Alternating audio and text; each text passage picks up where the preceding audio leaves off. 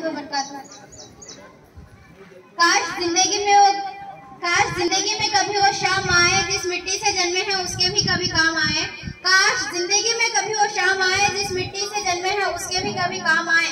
हर शाम को यही दुआ है रब से कि देश के लिए खुद को कुर्बान कर उन शहीदों में मेरा नाम आए।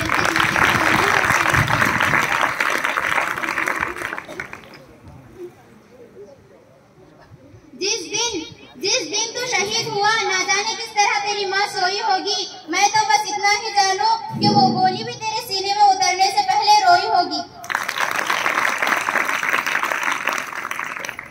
हम अपनी जान के दुश्मन को अपनी जान कहते हैं। हम अपनी जान के दुश्मन को अपनी जान कहते हैं। मोहब्बत की इसी मिट्टी को तो हिंदुस्तान कहते हैं।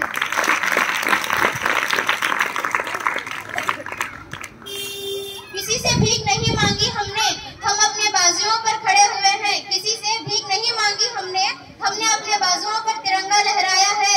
और हमारी खुदारी क्या पूछते हो, मौत को सामने रखकर भी दुश्मन को पानी पिलाया है।